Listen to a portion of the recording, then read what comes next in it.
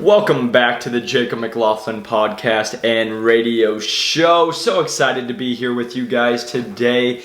Thank you so much if you're tuning in on the podcast, on Instagram, on YouTube, or Facebook, or wherever you guys are tuning into. I can't tell you guys how much I really do appreciate you guys taking the time to sit here and watch me or listen to me. If you guys are watching on YouTube or Instagram, you guys can see kind of boxes in the back. I'm actually in my new little home office that I'm now at my new place. But I do want to just apologize if you guys hear any noises of construction or bugs. It sounds like their locusts are back and they're buzzing everywhere and they're driving me nuts. So if you hear them, I'm sorry about that. And then also if there's mowing or construction, it's the middle of the day, so they're doing all their actual human work as I'm taking that time to podcast today. But getting into it, why am I rambling on? We're going over things that I think super important, and it's 5 lessons that sports taught me. Now, going into it, if you guys don't know who I was or my background, I played every single sport. I was a jock in high school. I played basketball was my main sport. I actually played for Morningside College in college for a year, and then I decided, I wasn't as good as I thought I was.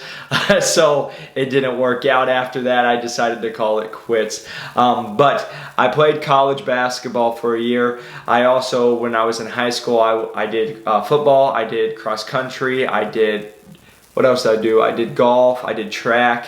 I did baseball up till I was in 8th grade, and I was really that short, chubby kid who was really good at sports when I was younger. And then as I got older, I matured, hit puberty, I got taller, and then I was able to go a little better and be a little better athlete than I was when I was short and chubby. But I was always that athletic kid. I played every single sport, and I was just talking to some parents, out here in Arizona, there's so many people who specialize. They want to do just one sport or 2 sports, and the thing is you have that opportunity out here because sports are all year round.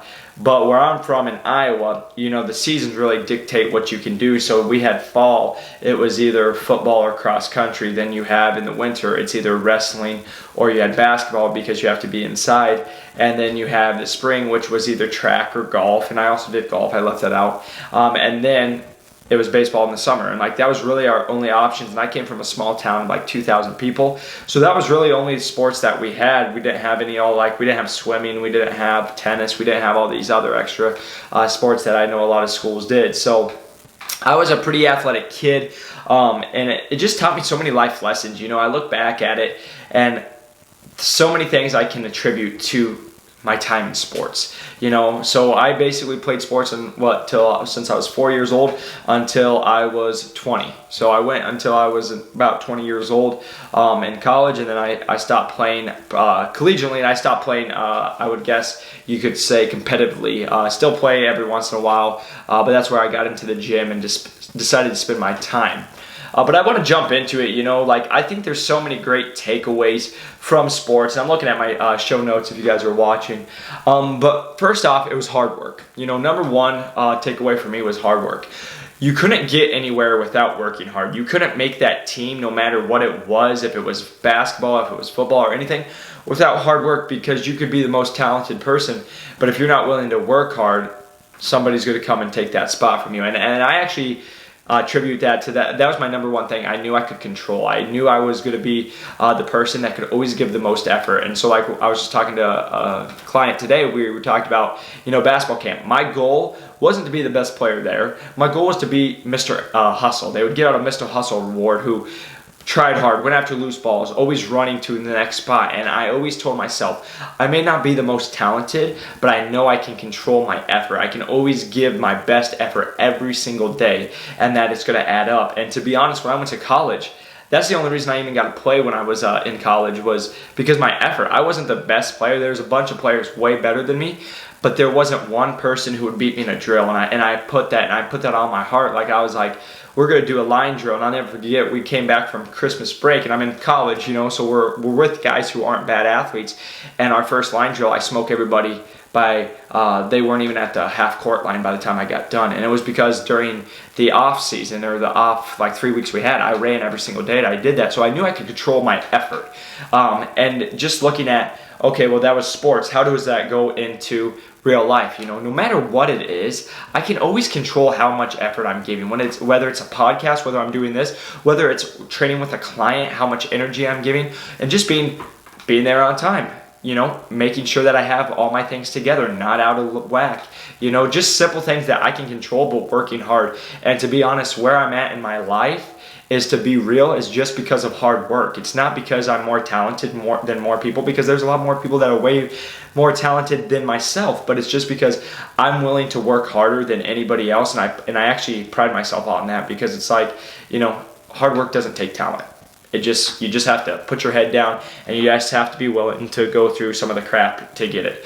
So that was my first takeaway with sports. You know, no matter what sport it was, you had to work hard. You have to give your effort every single day, because if you don't, someone else is going to bring it, and then you can lose your starting spot just like that. And I know, to be real, just living that college lifestyle, and I also was a student assistant coach for a while with the women's basketball team at Briar Cliff. Like, that was one thing we always looked at: hard work. If somebody's working harder than you, get out. Put the other person that's working harder, that's earning that spot. So just with you guys are looking in your own life, no matter what you're doing, if it's being a teacher, if it's being a lawyer, being a doctor, no matter what it is, you can always work harder than somebody else. And that's going to be honest, a lot of times, like even in the training aspect, it's going to get you more clients. It's going to get you more people to work with. And it's, to be real, like right now I have people message me. They'll be like, oh man, you're killing it. You're doing everything. And I appreciate that. That means a lot, but I'm really not killing it. I'm just putting out content.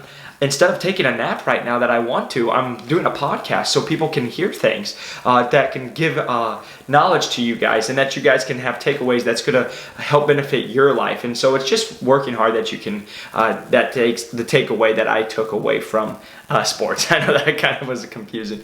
But now, number 2, practicing your craft.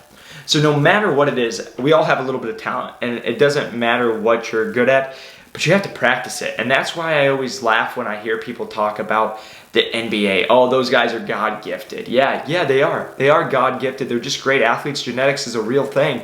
But you don't tell me that LeBron's in the gym every single day working on his craft. You don't think that KD's shooting hoops every single day. Any professional athlete, they have to work on their craft every single day, because if not, somebody's going to come by and bypass them. And that's kind of, it goes in with the hard work.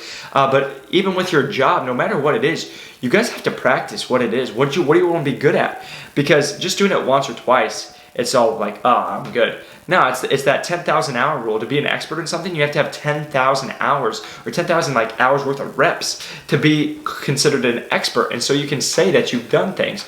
And so I just always push that for people, because, you know, being good at it isn't good enough. You know, you have to continue to practice what you're good at to be the best. And I going with that, you know, the hard work, the practice, your craft. It always sticks out to me in sports. It's talent. Was it talent beats hard work?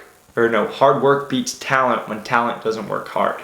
And again, that's something that you can always have control over, because I see so many gifted people, and it doesn't have to be in just athletics. It can be in, you know, talking with TV. It could be being a trainer. It could be being a realtor. Anything. You could be an amazing people person or all that. But if you're not practicing, if you're not going out and working on it, you know, you're not going to get any better. And I'll just be honest, like, if you guys listen to my first podcast, like, I know I still stumble on my words a little bit, but like, just being on camera, being able to talk, like, I've had to do so many hours of just record myself and be like, man, I look funny there. I sound funny there. I don't know what I'm saying here. Like, it just takes hours and hours of practicing to get better at something.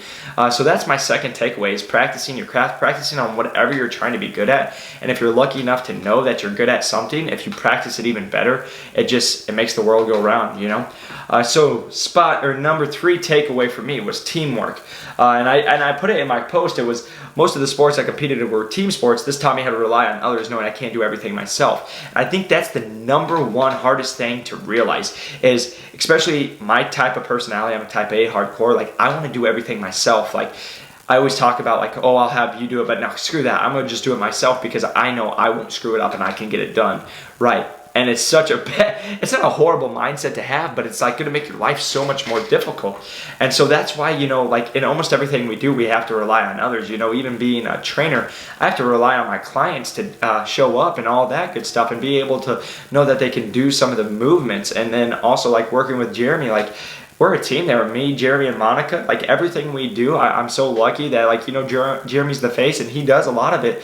But I know that I bring an important part to JSF, just being able to help him out. And Monica is just can't even say enough about her, how amazing she is and what she does for JSF. But it's like knowing that we're a team that makes the circle go round. And so it's just knowing that you guys can't always have control of everything. And I just look at it even as a business standpoint. The number one thing I hear in business is when someone's an entrepreneur and they're trying to do stuff like me starting out, I have to do everything myself because I can't afford to have everybody or to like delegate everything else. And I can't afford to do all the time and stuff. But like right now, since I'm my own person, I have to do it. But eventually I hope to build a team to help me with all my content, to help me with my training and do my business, because that's going to make my life the easiest. And the same for you guys, no matter what is, if it's work, if it's relationship, like we're always in a teamwork. It's not just you ever. There's always other people helping you out. There's always people giving you guidance. There's other people that are going to be a part of that relationship, that business, whatever it is. So just knowing that you have to be good at teamwork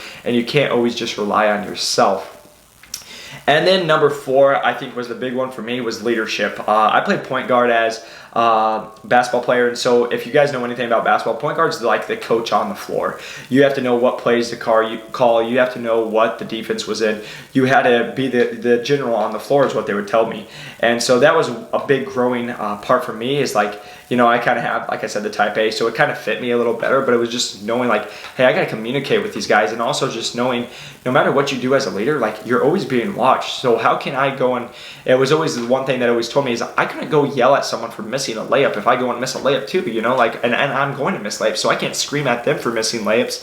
That's going to happen. So it's just learning how to be a great leader. You have to learn how to encourage people, pick people up, and educate others, because you might be a little better than anybody or somebody, but if you can't tell them what you're wanting them to do, then how are you going to be a great leader? How are you going to get them to do it? So you always have to be educating. But I also think the biggest thing when it comes to being a leader is just being encouraging, being positive, because I look at my playing career, and I had coaches that encouraged me and who were great, and how much better I was in that atmosphere and that environment compared to the ones who just told me how bad I sucked and all the things I did wrong. And I think just in a business, how sucky would it be to show up to work every single day and all they tell you is, oh, you did this wrong. We need you to do this. You're not doing very good here. We need you. Compared to if someone's like, hey, you're doing these great things, but I need you to work on this. And even when I'm working with my clients and I'm trying to talk about nutrition, which is the hardest for every single person, the biggest thing I talk to them about is like I try to give them a sandwich. Good stuff in the beginning, like, hey, great job logging this week, loved it, you guys killed it. Middle, hey, stop eating Doritos, come on, man. But like that, the negative part in the middle, and then end it with that positive, so you make a positive sandwich out of it, where you're going to end it with a positive as well, so they feel a little better. But that's the biggest thing for me, is just learning, you got to be a leader, you got to carry yourself, and for myself, that I've really taken away from these from sports is like how I handle myself. Everybody else is watching, and so like as a leader, you're going to be watched. As an owner, you're going to be watched. So what you do is going to make a world difference. And I'll just be a quick little side story. Like I'll never forget when I started working at Jeremy's, and the first thing I watched him do was take the trash out and then start picking up some of the pieces on the turf. And I was like, man, that's cool. That's the dude who's the owner, the CEO, like he owns this thing and he's taking the trash out. Like that's a low end on the totem pole job. And that was my job to do when I first got there, and it still is. Sometimes I'm not the best, but I still try to work on it. But was seeing him as the owner take pride in his own facility to do that. And so that as a leader just taught me, I'm like, man, that's huge, and I need to be better at that as myself, just in anything I do. So no matter what I'm preaching, I need to make sure I'm doing it myself. And I think that's huge, no matter what area of life you're in. And then going into my fifth part, or my fifth takeaway from sports, is losing. It's the toughest part of sports. Like it's never great to lose, but knowing you're going to have another game was always like, okay, we lost, this sucked, but let's pick it up. We'll have practice this next week, getting better at our skills. And then can we come out and can we win the next game? I think that's another big thing we don't think about is, sports teaches us so many life lessons, because I just take it from life. How many times in life do we lose? Like when I just wrecked my car last month, I got insurance that tells me I'm gonna get fined if I don't show insurance when I didn't have a car. Like I was just getting all these stressful things that I'm like, I'm losing so much. But it's like, how are you gonna handle that? Are you gonna bounce back and be like, okay, I got this. I'm gonna get everything sent off to the insurance. I'm gonna take everything with my car and do it. And same thing with your sports. Or you're just gonna fold over and die. Or you're gonna be like, oh, poor me, the world's attacking me, you know? And I see that too much. And that's why I'm so thankful with sports. You know, it just taught me, you know, you're gonna lose. You're not gonna win every single game. You know, and that's just a metaphor for life. You're not going to win every single day. You're not going to win every single moment. You're going to have adversity hit you, and you're going to have tough times. And there's going to be days that sometimes just straight up suck. But how are you going to bounce back? How can you handle the most stressful days? Are you going to just feel, poor me, my life's so tough, and I just am going to crash? Or are you going to be like, no, screw this. Like, yeah, it's a down time, but this is only the second quarter. I still got another half to play, so I'm gonna bring it back and do my best the next 2 quarters, you know. And that's a metaphor I just use in sports. So, you guys, those are my 5 takeaways that I took away from sports that I just feel so valued from, and like I feel like I got so much when I played all the different sports. And again, I played basketball. That was my jam, but like, I got this in all sports, you know, in every single one. So not one's better than the other. It's all, I think, teaching moments. And that's why I'm such a big pusher for kids doing sports and like doing the fitness stuff, like trying things that they're going to fail at, because you're not supposed to win everything at life, because you don't. Like when you get out in the real world and you're like, nobody gives a crap about who you are and doesn't care that your bills are due and that you have to pay gas and groceries and you don't have a job, like nobody really cares. So like that's what it comes down to, is like there's so many life lessons that I learned in sports that I never knew at the time, but now that I'm sitting back and I'm kind of in the adult life, you know, it just taught me so much. So really hope you guys enjoyed today's podcast. If you guys haven't, I really would appreciate if you guys could jump on either iTunes or Spotify or whatever you guys are listening on, and just jump on and do a 5-star review for me. Just tell people how much you really appreciate it, and also just put your comments. I love to read the comments. I love to see what you guys like about the show, what I could work on. But I would really appreciate it if you guys took the time to stop by and give me a 5-star review. Again, really appreciate you guys sitting in here, listening to me, watching me. And I've been working on the outro. I'm still just horrible at it, guys. Like, I need to write something up and get better at it. But like, you know, I just always want to end it with, make sure you guys are doing things you love, making sure you're doing stuff with people you enjoy, because you know your life is way too short not to be doing things that you enjoy. You know, I'm kind of stealing that phrase from my mentor JSF, but it's so true. You know, you guys just got to make sure you enjoy every single day that you guys are alive. So really appreciate you guys tuning in. Hope you guys have an amazing week, and I'll talk to you guys on the next one. Peace.